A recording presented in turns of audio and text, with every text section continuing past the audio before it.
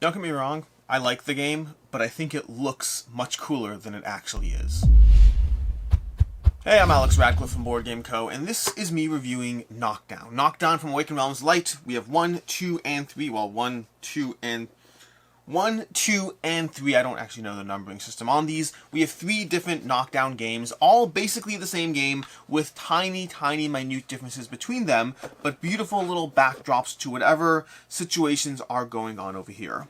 Knockdown is a head-to-head 2-player game in which you're going to be going, well, head-to-head on this little grid. You'll have your little battle map, you'll have your very, nice miniatures over here, and then you'll be drafting cards from an open row, cards that will give you the abilities of how you kick, punch, high kick, and then slowly executing on combos at the same time. The general idea is you're trying to reduce your opponent's health to 0 with an interesting knockdown mechanic. A knockdown mechanic in which as the players take heavy and light wounds, that we'll get to how you do those shortly, but as they take those wounds, you're going to pile those tokens up in front of them.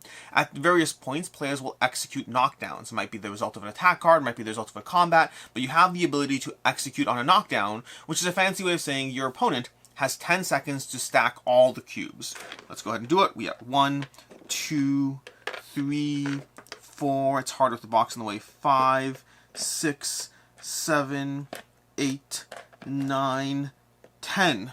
Whoa, that was a last minute Hail Mary over there where I grabbed all 3, slaughtered them down. That was very cool. Now if you do so, you'll have the opportunity to get rid of some of those wounds. You've recovered, you've made your way through it. Alternatively, if you don't, you've lost one of the rounds and you can keep playing as you go through, trying to win best 2 of 3. And that's basically what's happening in Knockdown. Slowly inflict damage upon your opponent, eventually execute on a knockdown, and then have the players ideally lose the game. Now, there's a few other things going on, but you're going to have these cards over here. You're going to have the characters, you're going to have cards, you're going to have a bunch of stuff we'll get into, but let's start with the characters.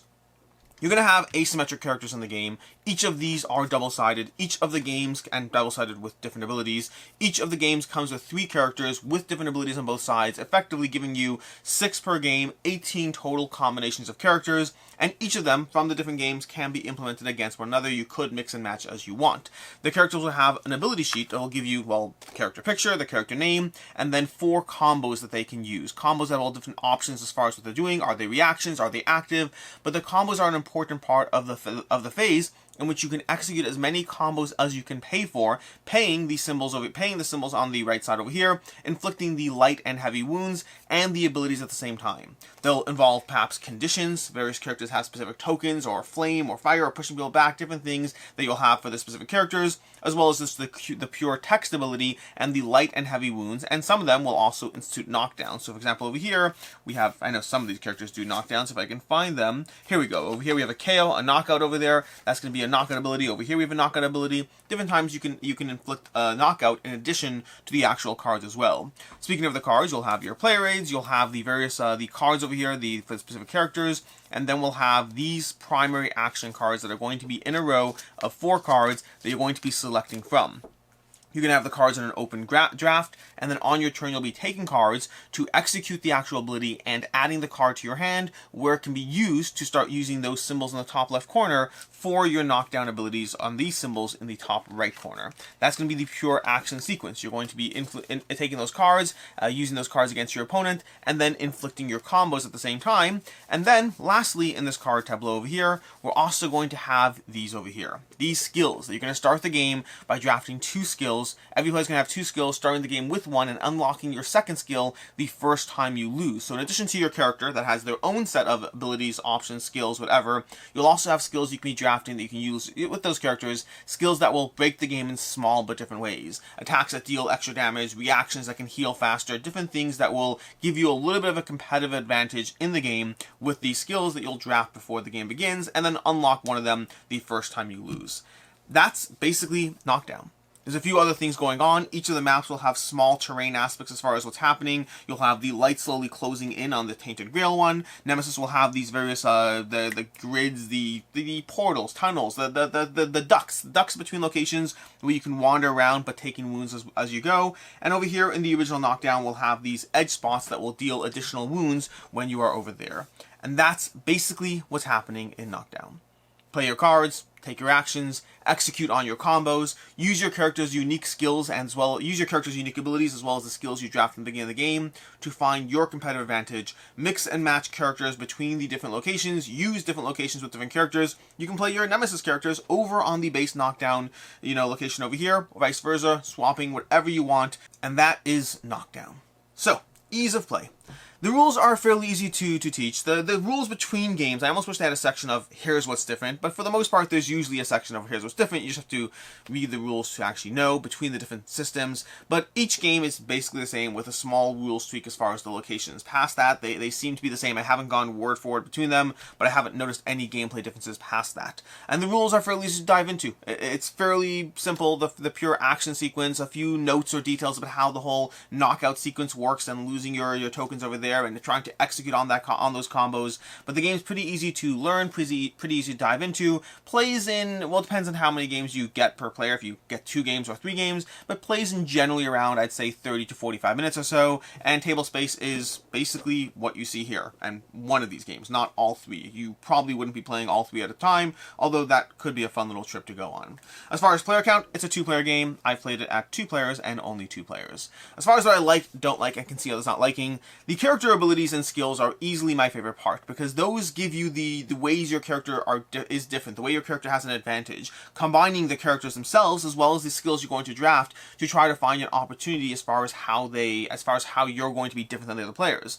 And then the interplay between characters is fun as well. The characters within each set to a certain extent are designed to operate off one another, although if you mix and match from different sets as well, they'll still work because they all have their own unique little aspect, their flavor that they bring to the game. A little bit more control, a little bit more aggression, a little bit more distant range, a little bit more, pushing, closing the distance on other players, different things that you can do with the characters, reactionary abilities, active abilities, comboing your cards together in order to basically attack your opponents as efficiently as possible in the game. And speaking of combos, the combos are my next favorite thing because, it's part of the characters, but executing on the combos are when you feel powerful in Knockdown. There's a lot of times in the game where you're just pulling a card from a card row and just doing the obvious action. You're slowly closing the distance if you want to, and then just, dealing an attack. And that's fairly procedural, fairly basic, and is reminiscent of various other head-to-head, lane battling, not really lane battling, but back and forth grid movement on one of these games. Games like Battle Count, games like Flashpoint, things like that, Flash Duel. And so Knockdown has a lot of that elements, but the combo is where it's going to shine, because the combo, first of all, gives you often a reason to be further back, or to be closer together, to be able to play those distant cards to dash towards your opponent. You have the ability, doing a combo, to play cards to quickly close the distance. If you have said cards, that's a little bit of a caveat there.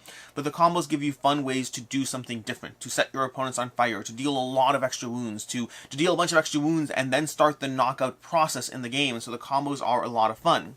And the subtle differences of each map are nice. Not essential, but it's nice to have small differences between trying to enter or exit the ducts, between being mindful of the light slowly closing in on you. Having small differences on the maps gives you a reason to have, well, different maps. I wish they were a little bit more impactful. We'll talk about that more. But the subtle differences of each map are nice. And I even like the Dexterity Tower. It is something that's different, and it's going to be a pain point for potentially others. We'll talk about it more, but the Dexterity Tower over here can be a fun way to start stacking cubes on top of one another. It gives you something different to the flavor of the game. It's a bit of a thematic disconnect potentially, depending on what you're looking for, but it is fun to build that up, to try to figure out how good your opponent is at stacking, and get a feel for when you should actually execute the knockout. Execute it too early, and they're just healing instead. Execute it too late, and they may have started the process on you, and you are losing the game. It's a nice difference to the game that is not something you commonly see in board games, for better or for worse. Usually you have dexterity games and you have, non-dexterity games. The mixing and matching of them is something that we occasionally see with games like, let's say, Flick 'em Up, for instance, which is a very different way, but you'll have the mixing and merging of different mechanics, and Knockdown does that over here. As far as what I don't like, the healing process of a Knockdown, I don't love. I like the fact that you have this choice of executing it too soon versus executing it too late. That part is fun, but I find that it tends to devolve into players always erring on the side of caution. I almost wish I don't mind if there was healing, but I wish the healing was less impactful. Right now, players more often than not, at least when I play the game, we kind of wait until we're sure we can execute on it, because the penalty of you being able to actually do the tower, the fact that you'll be able to heal a bunch of cubes, makes the entire process less impactful. And so we tend to wait until we're sure you're going to fail, and maybe it's not the way to play, but it's what we've ended up doing because we find that it is the way to reliably win. Players are healing. You'll have to spend multiple turns trying to recover from that, and so I wish the healing... I understand why it's there. I almost wish there was something else in play. Maybe if you try to execute a knockout and you fail, maybe you get 2 cubes into your own pile. In fact, maybe I'll actually house rule that, because I actually kind of like the idea of that. Basically, I don't like when they're being healed. I don't like the fact that you have to choose to execute a knockout and potentially just wait until you have it locked in. It just takes away a little bit of the fun from what the game is trying to do of the push your luck element, as opposed to just, we're going to do it until you definitely, totally, 100% will fail element. Additionally, the sets are way too similar. The character cards are different, to be very clear. I like the character cards, but past that, you kind of just have 3 different sets with minor differences in terms of what the set over here is doing. You could just, I wish, and like, I don't know Awakened Realms Light and their whole packaging and what they're going to do about it, but practically speaking, I wish you could just buy the miniatures and the cards for a different set and call it a day, because these are a whole lot of duplicate and overlapping components. It's nice to have the different themes, the colors of cubes, all very nice, but also very unnecessary for what is a very, very, very, very, very minor difference between the maps. I like the minor difference. I don't think it's bad to have a little bit of variety, but I think there's a whole lot of extra packaging and stuff to be had here for what is effectively 3 new characters. That's the main reason you're going to want different sets, the new characters. I wouldn't recommend getting the additional sets just for the differences in locations. I don't think it's impactful enough. Once you're getting the characters, sure, it's nice to have those additional locations broken down as well. Additionally, the cards from the card rows, I didn't like the core mechanism of the game. I like the abilities, I like the characters, I like the skills, I like the tower, but the core action selection process in which you're going to have a bunch of cards in a card row and you're picking those cards, it felt just way too just simple and back and forth and not engaging enough. Now, some skills do mix that up a bit, so some of the skills can change that, but for the most part, just pulling cards from a card row, I felt there were potentially cleverer ways of handling the system. This just felt like, oh great, we have some cards, pull the card, hey, there's the obvious move. There's a little bit of choice and agency because of the fact that you're trying to get certain card types into your hand in order to execute on the combos. I don't know, I just wasn't overly impressed with the main actions you are taking 80% of the time. The combos, ton of fun. Your abilities, tons of fun. The skills, tons of fun. The knockdown, tons of fun. The main core mechanism of the game, it was okay. And then lastly, the hand size. The hand size heavily felt like it restricts the combos. You do have a hand size limit, and because of the nature of you needing symbols for those combos, additionally dash symbols, it just felt like it felt like the combo system that I really enjoyed could have been even more fun, although perhaps broken, so there is always that, if you could have a larger hand size where you could just go on a whole rampage. Again, possibly broken. I'm not saying it's not broken. I'm just saying it felt a little too restrictive. The idea of being able to execute on a whole bunch of combos often meant I could do 2 abilities, maybe sometimes 3, but 2 abilities is nice. I'll take it. I just wish you could do a drop more. As far as what I can see others not liking, first of all, the dexterity element. The fact that you're stacking cubes in a tower, while I happen to like the implementation of how it works in this game, with caveats, but I happen to like the implementation, it may not be your cup of tea. Watching a tower being built in 10 seconds and then completely collapsing could be not your thing.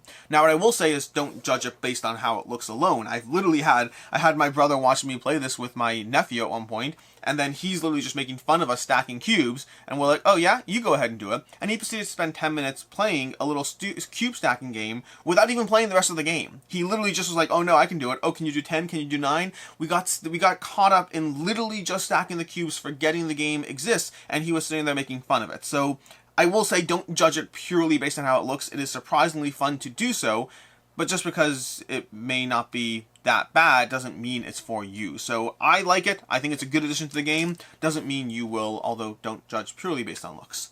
Lastly, I'll say that it is a back and forth lane battler. You got one lane, you're going back and forth, you're closing the distance, you're hitting each other. It's something that's been done in a lot of systems, and it may not be your thing. Sometimes those games can devolve down to closing the gap. Each game has different ways as far as why you're trying to make it different, why you're trying to have a little bit of distance, and Knockdown's main way is going to come through the combos and the abilities of the characters, some of the skills you might have, the fact that you might have additional range on your punches, things like that. There are reasons to separate from other players and force them to chase you, but sometimes it does come down to I play a card to move, I take an action to move backward, you take an action to move forward, ta-da, we've just spent time, just getting to net zero again. As far as final thoughts on Knockdown, I enjoy Knockdown. I enjoy the abilities, I enjoy what the system is doing, but it's also not something that I necessarily love, although to be fair, I haven't loved this style of game in general. Perhaps one of the reasons I do enjoy the dexterity mechanic is because it does feel different compared to what these systems are doing. I've played a lot of these games, Twisted Fables, BattleCon, Flash Duel, I'd have to think what other ones I've played in the systems here, but they all have that element that I don't appreciate, in which you're just trying to close the distance. Knockdown does a good job of adding those abilities and adding the dexterity mechanics so that it has enough extra stuff going on that it feels a bit different, but I don't love going, I move back, you move forward, I move back, you move forward, you go ahead and do a punch too, I grab a card, and then the pure action row is, like I said already, fairly boring. I like the elements around it, but not the thing that you're doing 80% of the time. For me, Knockdown's going to be a 3 out of 5. I like a lot of the elements that it's doing. The miniatures are fantastic. The setting and the immersion you have from these little backdrops, a lot of fun. Also, not necessarily doing enough to completely break out of a genre that for me has always been okay, but not something that I particularly like.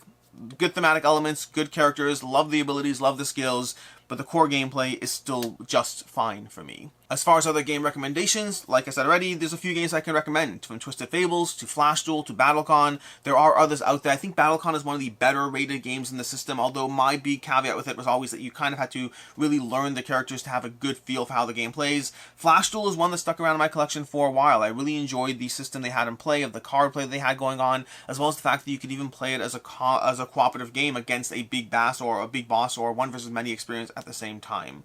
Until next time, I'm Alex Radcliffe from Board Game Co. I hope you found this video helpful, and as always, have a good one.